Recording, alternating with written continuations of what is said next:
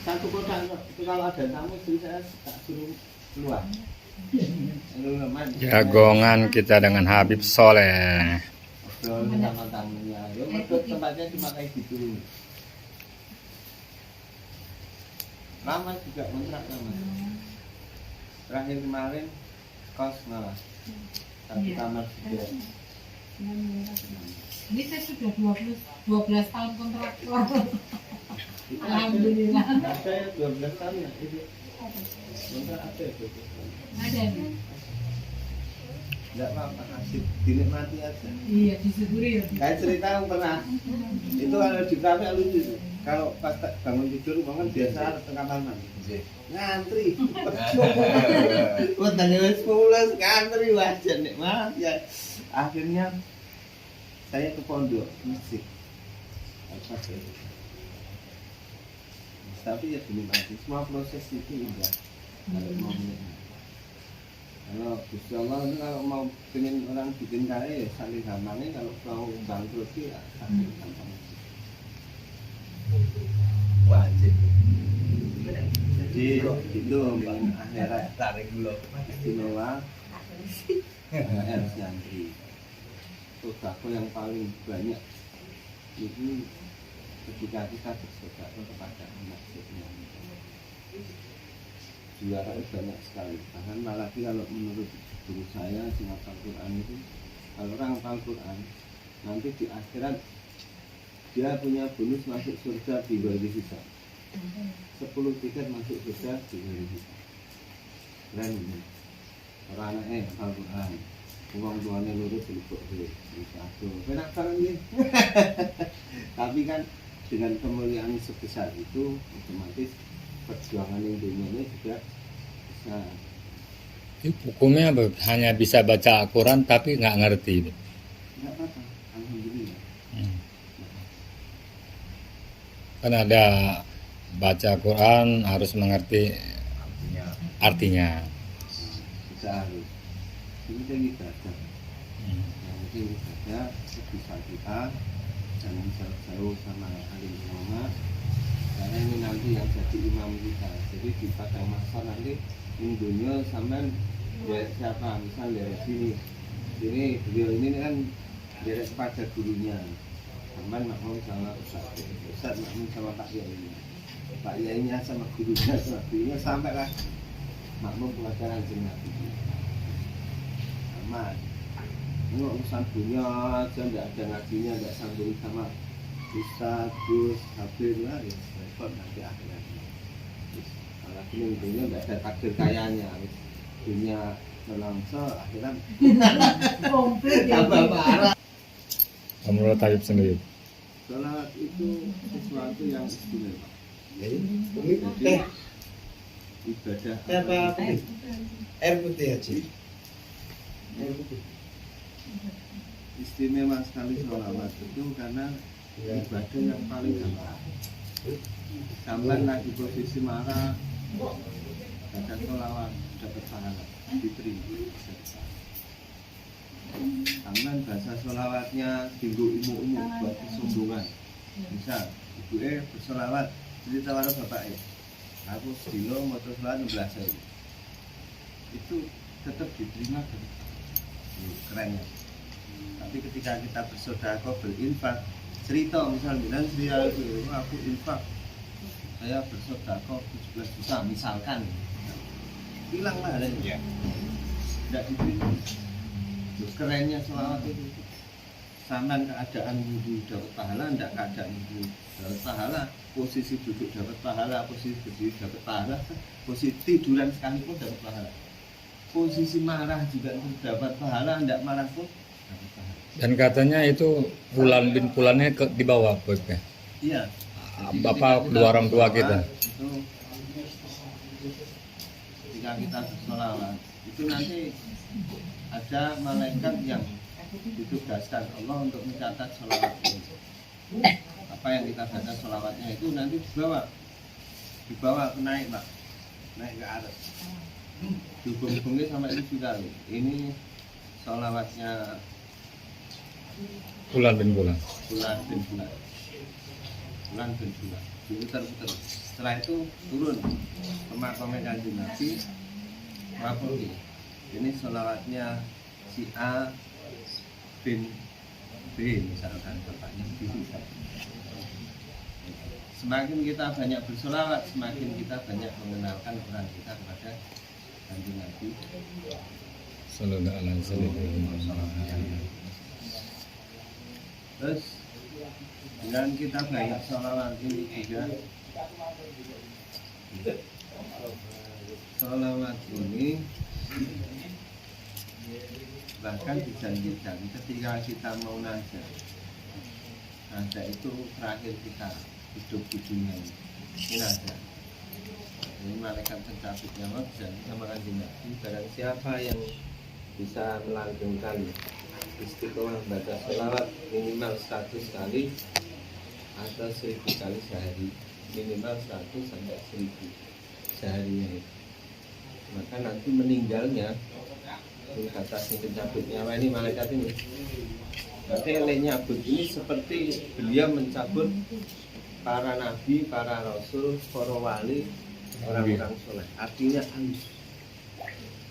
Dan ketika orang mau beristiqomah membaca sholawat minimal 100 sampai 1000 kali ini nanti ketika najah Kanjeng Nabi hadir di tempat orang yang lagi najah.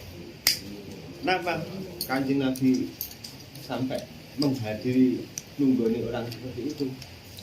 Karena ini setan-setan dan kawan-kawannya yang sudah manusia ini kan terakhir pada keadaan seperti ini, biar tidak bisa mengucapkan la ilaha illallah Muhammadur Rasulullah. Karena yang mendapat predikat husnul khotimah mereka yang bisa mengucapkan la ilaha illallah Muhammadur Rasulullah. Cuma ada yang bisa melafalkan Allah, itu sudah cukup, tidak apa. Minimal itu, minimal. Kompletnya la ilaha illallah Muhammadur Rasulullah. Karena itu kunci daripada Miftahul Jannah, la ilaha illallah. Kuncinya masuk surga.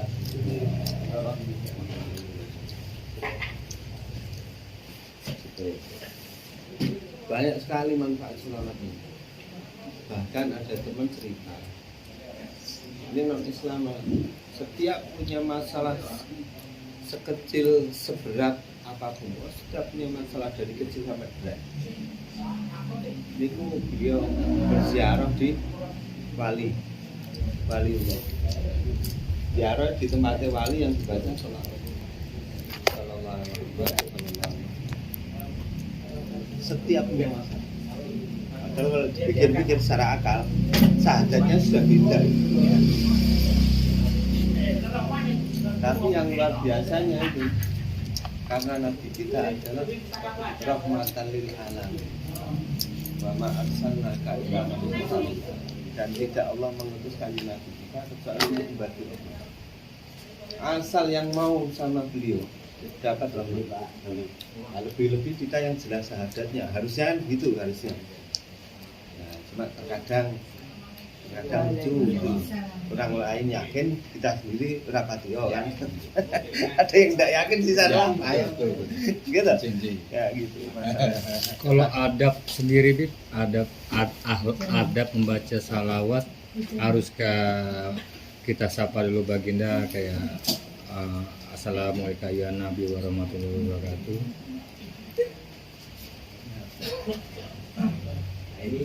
Itu tadi ini masa bukan dari caleg. Oh, ini oke. Itu inti semuanya ya memang ada. Cuman kayak gini sebenarnya tergantung kebutuhan sih.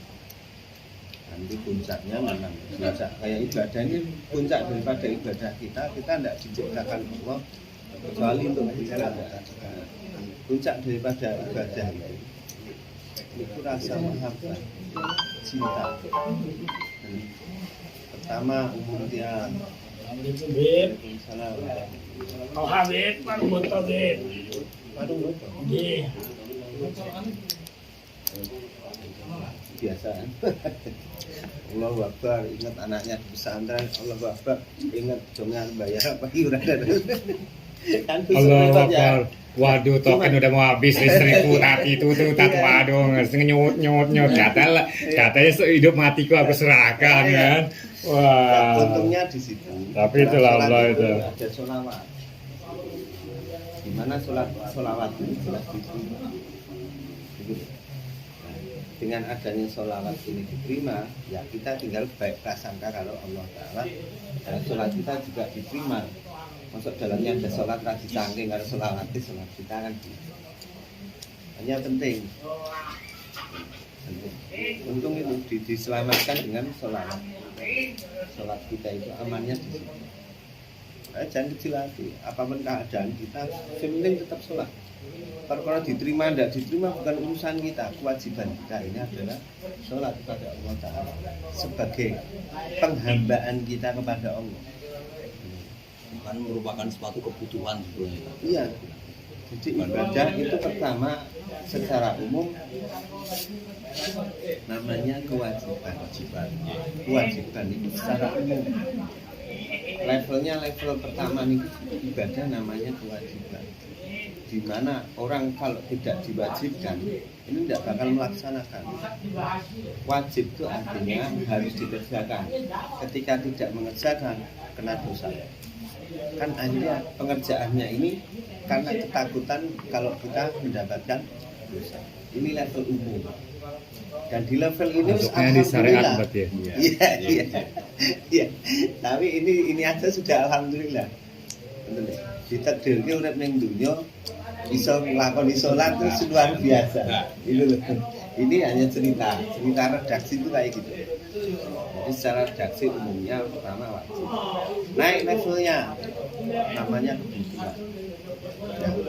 Contoh kebutuhan kayak gini. Misalnya kita keadaan lapar, kita keadaan haus, ini disuruh atau tidak disuruh, kita akan berangkat. Tahu? Yang namanya kebutuhan ya. Misal ibu posisi ngelak, kan tidak nunggu orang lain nyuruh sampean, ngelak ngombe kan tidak. Nanti yang ngelak sudah dimangkat sudah ya, tidak harus. Ya. Itu namanya kebutuhan. Gitu.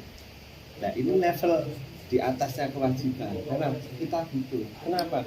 Karena orang hidup itu ada jasad, ada ruh. Jasadnya juga butuh makanan, minuman berupa 4 sehat 5 sempurna itu kan.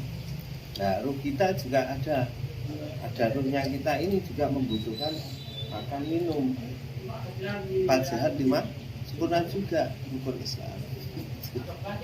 Ada istilah kematian ini karena perpisahan saja. Perpisahan karena mau pindah alam.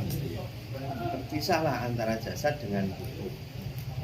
Nah, dimana kalau ruh ini ketika bersatu sama jasad biasa zikiran, sholawatan, biasa beribadah, biasa melaksanakan kewajiban, nanti ketika di alam barzakh ditanya, marroh buka ini bakal bisa jawab. Marroh buka, siapa? Mau kita buka, apa kita buka? Bisa jawab ruh kita. Tapi kalau di dunia tidak pernah ibadah, tidak pernah zikiran, tidak pernah sholawat, tidak bakal bisa jawab pertanyaan. Terus yang nanya loh seperti kita semua wajah kalungnya teniki, wajahnya serem, suaranya ini ketika denger iso rontok rasanya, serem banget. Nah itu kalau nanti dan bisa menjawab, pun. Kalian rokoknya betul. Gitu. Ibu-ibu makan lagi. Kamu jalan lagi. Oh, Nah ini ada dari Banjar Kalimantan Habib dari Kalimantan. Oh.